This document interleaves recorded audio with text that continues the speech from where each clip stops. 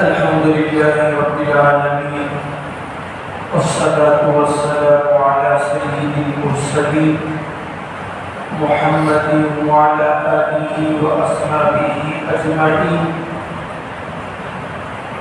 أما بعد، فأعوذ بالله من الشيطان الرجيم. بسم الله الرحمن الرحيم.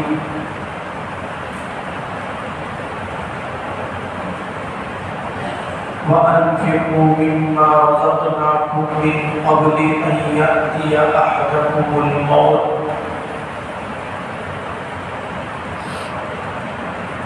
صدق اللہ العظیم. بزرگان محترم اور میرے عزیز دوستوں، اللہ تبارک و تعالی نے قرآن کریم میں مومن بندوں کی تعریف فرمائی ہے. مومن بندے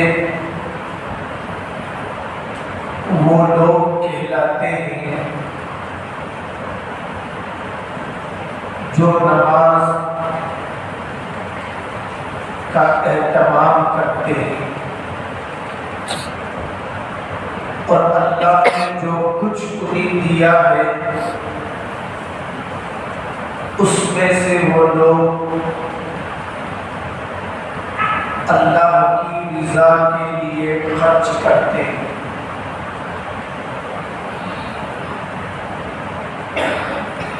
اللہ کی رضا کے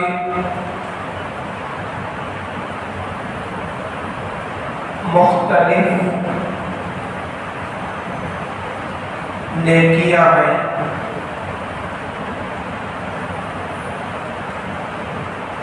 ان میں سے ایک نیکی اللہ کے بندوں کے لیے ہمیشہ خیر خواہی کے جذبے کے ساتھ کسی چیز کو وقف کر دینا.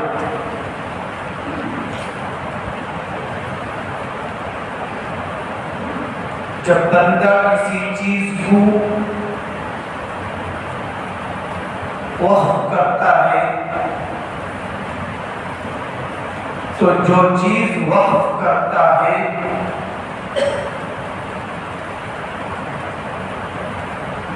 اس سے اس کی ملکیت ختم ہو جاتی ہے.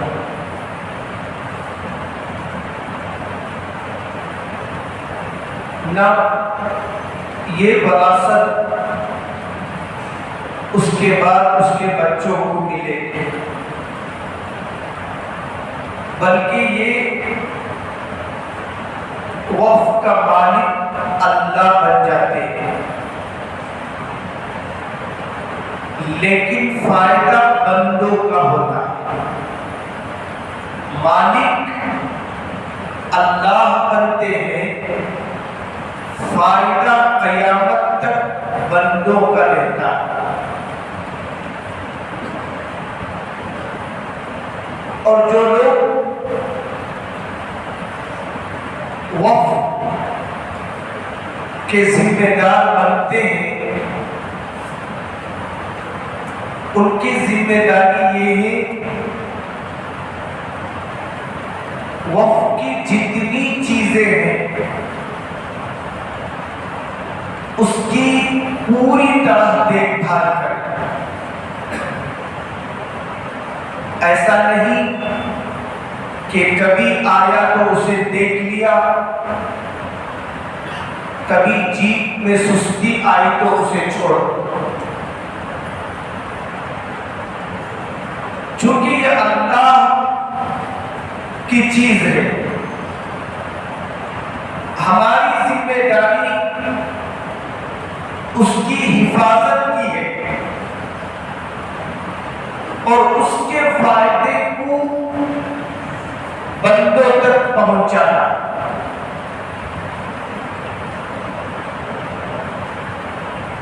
یہ راہ خدا میں وقف کرنے کا مزاج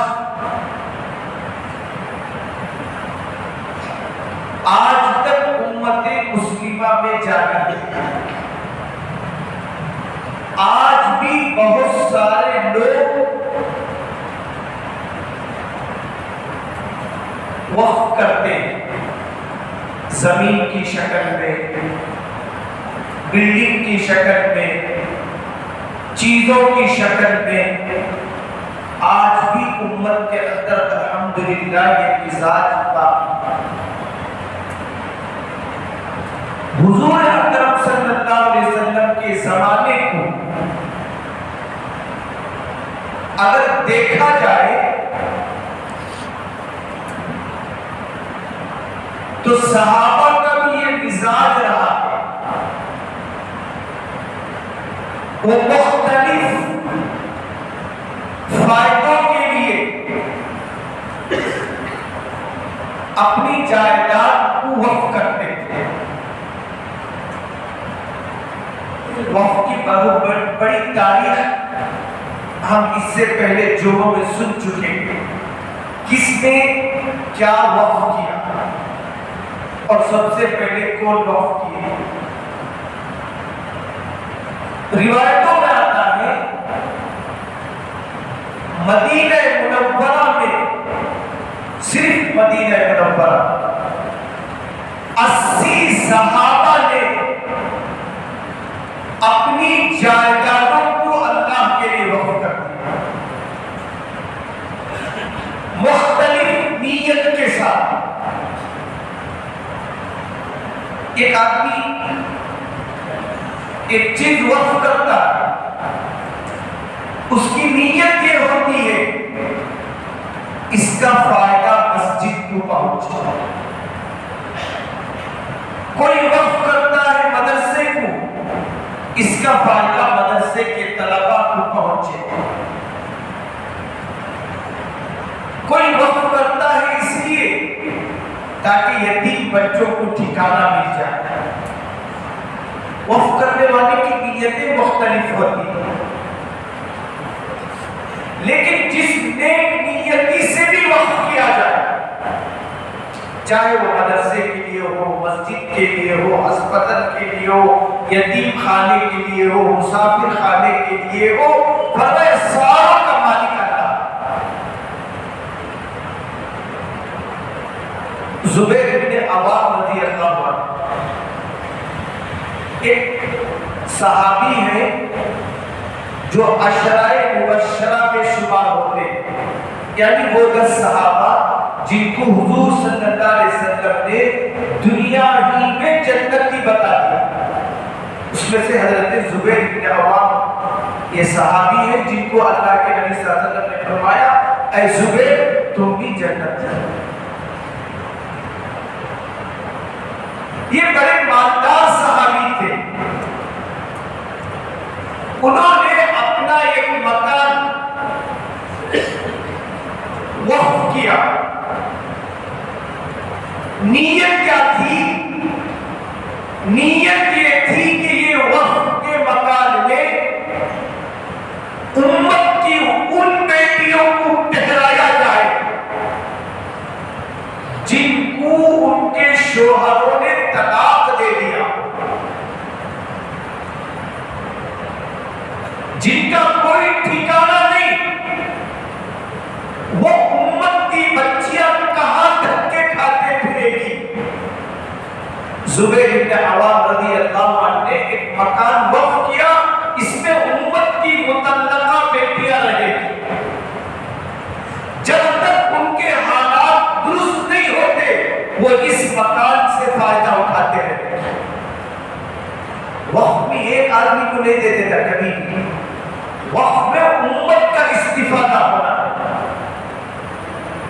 جو بھی بچی طلاق پاتی زبیر بن عوام رضی اللہ عنہ کے گھر میں آ کر ٹکتی تھی. جب اللہ اسے سہولتیں دیتی تو پھر وہ چلے جاتی تھی. اسی طرح زبیر بن عوام رضی اللہ عنہ نے ایک اور مکان وقف کیا. نیت کیا تھی؟ نیت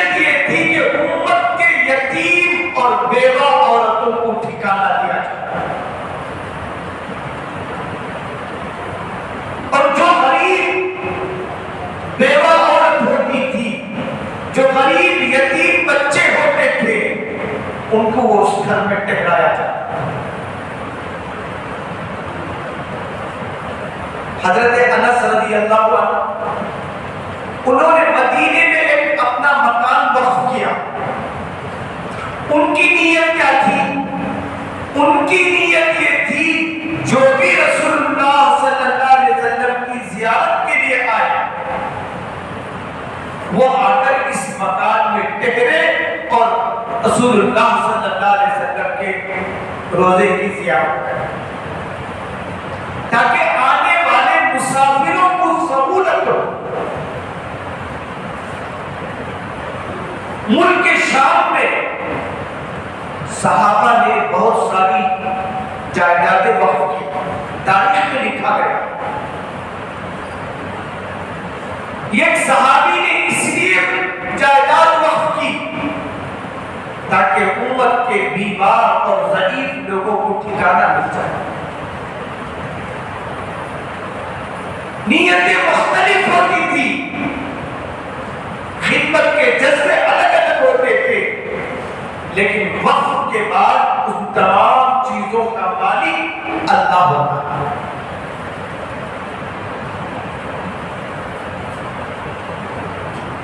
صحابہ رضی اللہ عنہم نہ صرف چیزیں وقف کرتے تھے بلکہ وقف کی چیزوں کی ہمیشہ حفاظت بھی کرتے تھے. حضرت عمر رضی اللہ عنہ ایک مرتبہ سخت دھوپ میں دوڑ رہے تھے. بولے وقت کے بادشاہ دھوپ میں دوڑ رہے. حضرت علی رضی اللہ عنہ سے راستے میں ملاقات ہو جاتی. حضرت علی رضی اللہ عنہ پوچھتے ہیں امیر المؤمنین اس دھوپ میں کہاں دوڑ رہے؟ تو حضرت عمر رضی اللہ عنہ نے فرمایا بیت المال کا ایک اونٹ اپنے ریوڑ سے بھاگ چکا ہے. اس اونٹ کی تلاش میں بھاگ رہا. یہ اونٹ کیا تھا؟ وقف تھا. وقف کرنے والے نے وقف کی تھی. اب حضرت عمر امیر المؤمنین ہے، بیت المال کی نگرانی آپ کے ذمہ آتی ہے. معلوم ہوا ایک اونٹ بھاگ گیا ہے. حضرت عمر گلیوں میں دوڑ رہے. حضرت علی نے کہا ہے امیر المؤمنین آپ کسی آدمی کو حکم دے دیں وہ اس کام کو انجام دے دیتا. تو قربان چاہیے صحابہ کی ذمہ داریوں پر. حضرت عمر نے فرمایا قیامت کے دن عمر سے پوچھو، اس لیے میں دوڑ رہا. حضرت علی نے اس کے بعد کیا فرمایا؟ اے عمر رضی اللہ عنہ آپ نے امت کو ایک بڑی ذمہ داری سمجھا ہے. تو پھر حضرت عمر رضی اللہ عنہ نے ایک جواب کہا. وہ کیا کہا؟ اے علی اگر بیت المال کے بکریوں کے ریوڑ میں ایک بکری بھی کہیں چلی جائے عمر قیامت کے دن اس کا جواب دے.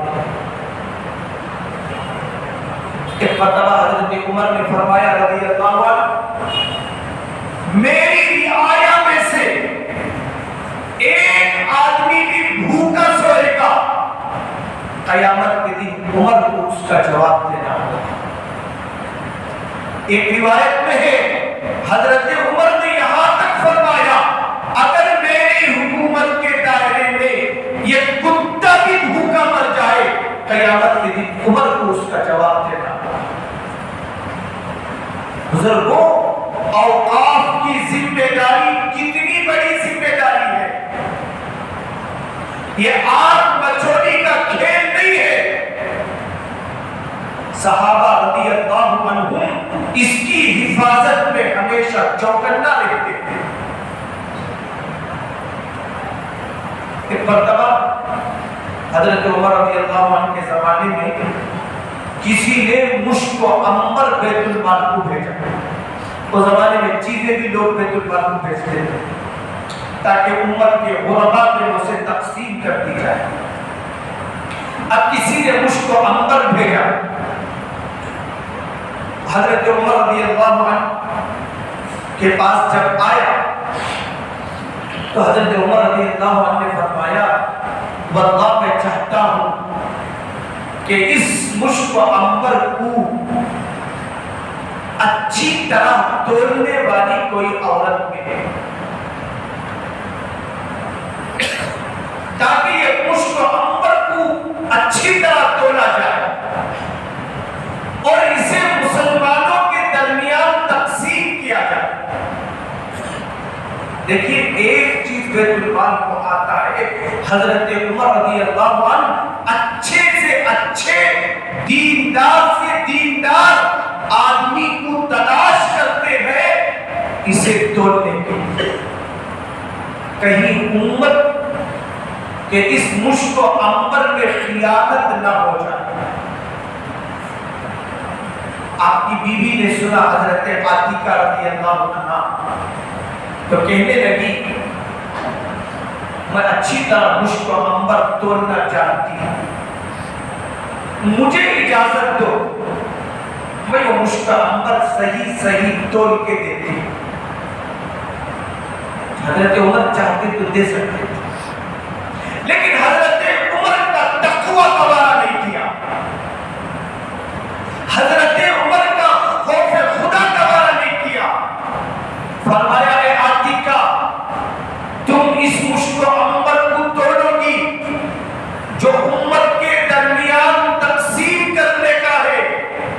اگر یہ مشک و عنبر کو توڑتے ہوئے تم نے اپنی گردن کو ہاتھ لگا دیا یا اپنے کپڑے کو ہاتھ لگا دیا تو عمر اس کے خوشبو سے کہیں استفادہ اٹھانے والا نہ ہو جائے.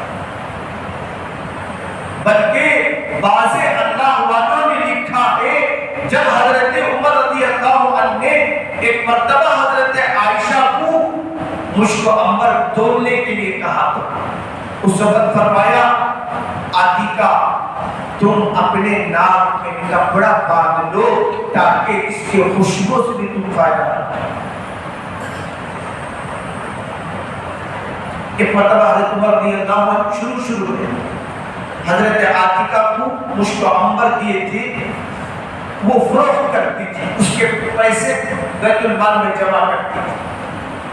کبھی کبھی ایسا ہوتا تھا کہ مشک و عنبر کی جو تھیلی ہوتی تھی نہیں کھلتا تھا تو یہ دانت سے تھیلی کھول دیتی تھی جیسے ہم بھی کرتے ہیں.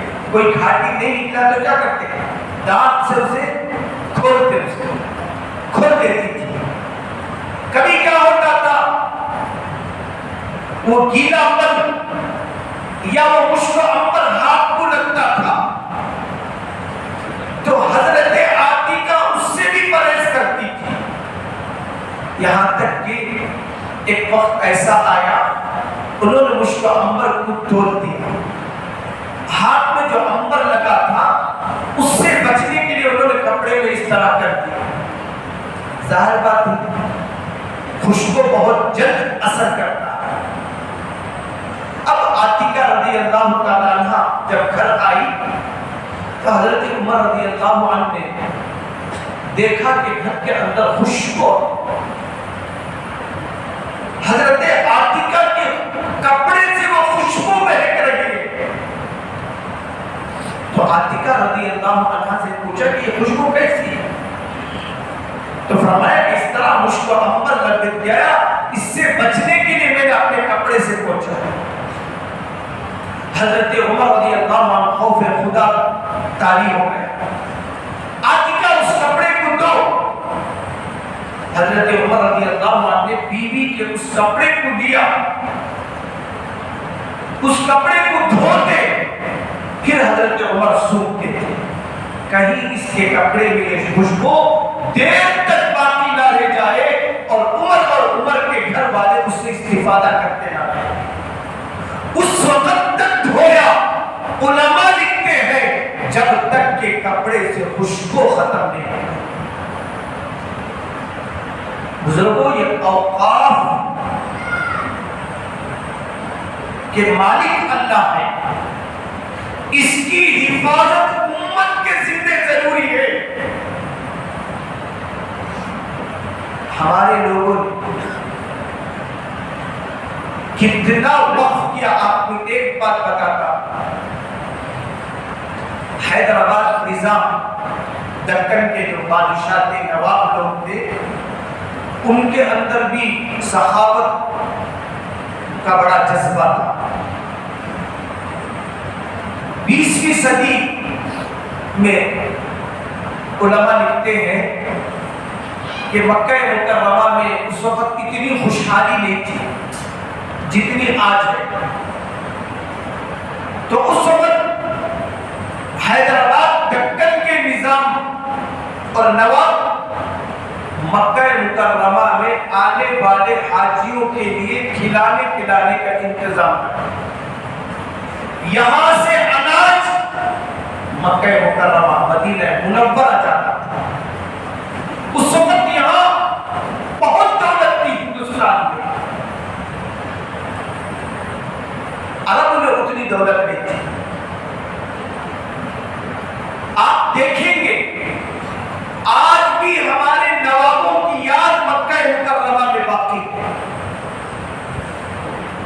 یہاں کے نظام اور دکن کے بادشاہ نے، دکن کے نوابوں نے مکہ مکرمہ میں ایک بلڈنگ بنائی ہے جس کا نام رباط۔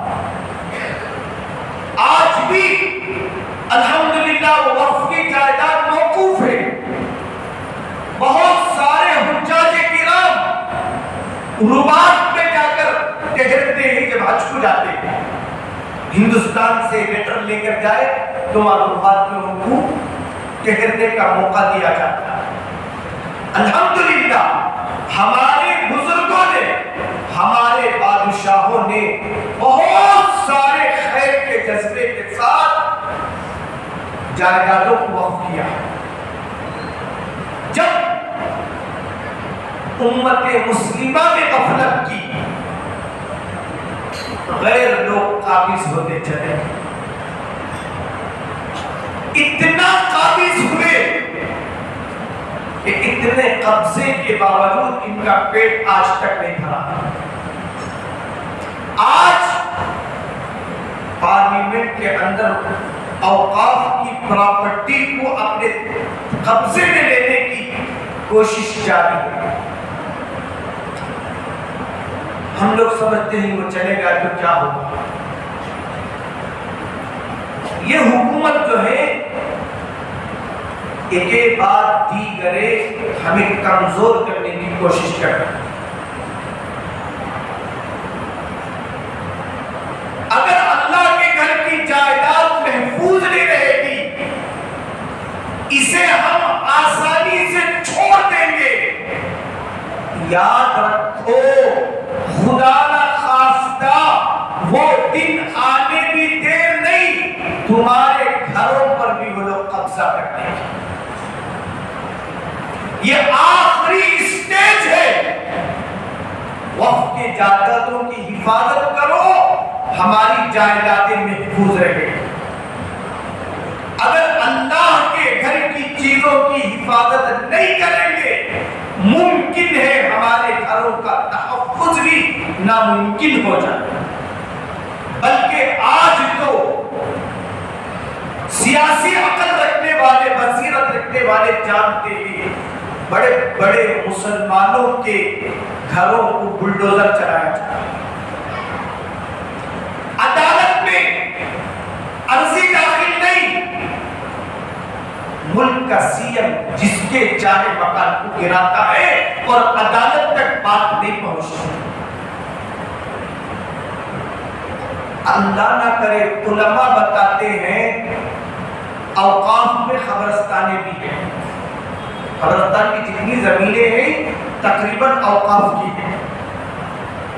ان کو اللہ جزائے خیر دے، انہوں نے وقف کی۔ آج ہم اپنے میتوں کو آسانی کے ساتھ وہاں دفن کر رہے ہیں۔ الیکشن سے پہلے بھی ایک صاحب نام نہیں لیتا، بہت ہمارے محسن لوگ قبرستان کا نام لیتے تھے، قبرستان کا نام الیکشن سے پہلے لیتے تھے، پتا چلا کہ پہلے ہی سے یہ کھچڑی ان کے درمیان پک رہی تھی۔ اگر اوقاف پر حکومت کا قبضہ ہو جائے گا، ہمارے بڑے بتاتے ہیں ہمارے میتوں کو دفنانے کے لیے بھی ہم حکومت کے اجازت کے منتظر دیکھنا پڑے گا، ہم بھی کہاں دفنایا جائے۔ آج بھی بہت فارین کنٹری ہیں جہاں دفنانے کے لیے 2 گز زمین آپ کو خریدنا پڑتا ہے، پہلے زمین خریدو بعد میں اپنے مردے کو دفنا۔ خدا نہ کرے اس میں غفلت برتیں گے، ہماری میتیں ان کے حکم کے انتظار کرتی ہیں۔ آج بھی امت میں شعور نہیں، احساس نہیں ہے، دن رات امت کے فکر مند احرار کہہ رہے ہیں صرف اپنے سیل سے ایک میسیج بھیج دو، یہ وقت ترمیمی بل ہمیں منظور نہیں ہے، ہمیں دل سے اسے ریجیکٹ کرتے ہی لوگ سیل ہی میں وقت گزارتے ہیں، ان کو یہ توفیق نہیں کہ وہ سیل کے ذریعے ایک میسیج بھیج سکیں۔ یاد رکھو اس غفلت کی سزا پوری امت اور نسلیں بھگتے ہیں، اور آج آخری دن ہے، آج رات کو 12 سے پہلے پوری امت کو بیدار ہو کر میسیج بھیجنا ہے، ہم اسے ریجیکٹ کرتے ہیں، منظور نہیں کرتے۔ تو جتنے لوگ اس مجلس میں نہیں کیے، پہلے آسان کام ہے، اس میں اسکین کریں گے تو آپ کا نام پوچھے گا، بس نام دبا دیے تو وہ رجسٹر ہو جاتا ہے، کوئی مشکل چیز نہیں ہے۔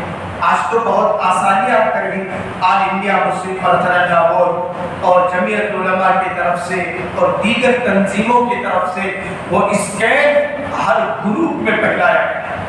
اپنے موبائل سے بھی کرے، اپنے گھر کی عورتوں کے موبائل سے بھی کرے، لہذا غفلت نہ برتو، کل قیامت کے دن اللہ کو بھی جواب دینا ہوگا، جب میرے جائیدادیں خطرے میں تھی تم کیا کر رہے تھے۔ ہم اپنی جائیداد کی کتنی حفاظت کرتے ہیں، ذرہ کا ڈیمیج ہو گیا تو کب صبح ہوگا انتظار کرتے ہیں، اللہ کی جائیداد اس وقت خطرے میں۔ ہماری ذمہ داری ہے ہمیں جاگے اس سلسلے میں ہمارے بڑوں کی طرف سے جو ہدایت دی گئی ہے اس ہدایت کو پورا کریں، کم سے کم اتنا کریں۔ میں درخواست کرتا ہوں ہر گلی میں رہنے والے اپنے گلی کا ذرا جائزہ لے لیں تو اچھا ہے۔ اگر ہمیں 50 آدمی کے ذریعے سے بھی میسیج بھیج دیں گے، کل قیامت کے دن اللہ کی پکڑ سے محفوظ رہیں گے۔ اللہ کو ہمیں کہہ سکتے ہیں اللہ میں نے اتنی کوشش کی تیرے جائیداد کو بچانے کی۔ ہر آدمی اڑوس کا پڑوس کا آمنے کا سامنے کا ذرا خیال کر لے۔ اللہ عز و جل ہم سب کو غفلت سے بیدار فرمائے اور باشعور زندگی گزارنے کی توفیق عطا فرمائے۔ وآخر دعواہم الحمدللہ رب العالمین۔